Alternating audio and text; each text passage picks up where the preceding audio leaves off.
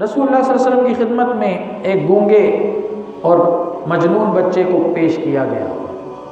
हज़रत उम्मे जुंदुब सहाबिया हैं, कहती हैं कि मैंने नबी करीम सल्लल्लाहु अलैहि वसल्लम को जमरा उक़बा के पास देखा। वो शैतानों को कनकरियाँ मारते हैं, वहाँ उस मकाम पे देखा। सरकार ने कनकरियाँ मारी, लोगों ने भी कनकरियाँ मारी। अचानक देखा कि एक औरत अपने बेटे को लेकर हुजूर की खिदमत में हाजिर हुई, और वो जो उसका बच्चा था वो गूंगा भी था, पागल भी था। अर्ज़ करने लगी, या रसूलल्लाह सल्लल्लाहु अलैहि वसल्लम, मेरे इस बेटे को तकलीफ़ है, मेरे इस बेटे को तकलीफ़ है, ये बोलता भी नहीं है और मजनून भी है। ये सुनकर नबी करीम सल्लल्लाहु अलैहि वसल्लम ने फरमाया, एक प्याले में पानी लाओ। पानी हुजूर की खिदमत में पेश किया गया।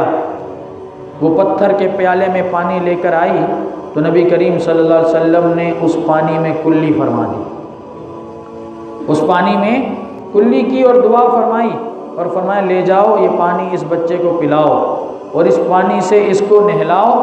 वो औरत जा रही थी, सहाबिया कहती हैं हज़रत उम्मे जुंदुब कि मैं भी पीछे पीछे चली गई और उससे कहा कि इसमें से तबर्रुक मुझे भी दो।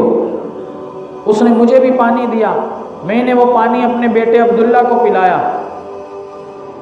तो इस बच्चे ने बेहतरीन ज़िंदगी गुजारी।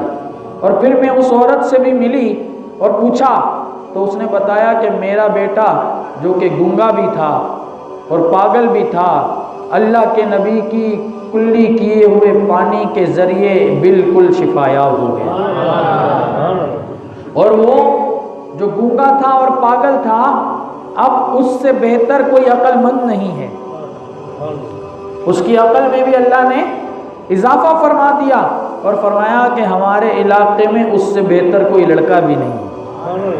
यानी हुजूर ने उसके हुस्न में भी चांद लगा दिए, हुजूर ने उसकी सेहत को भी चमका दिया और हुजूर ने उसके जहन को भी अक्ल रसा से नवाज दिया। तो ये रसूलुल्लाह सल्लल्लाहु अलैहि वसल्लम की दुआओं की बरकत है।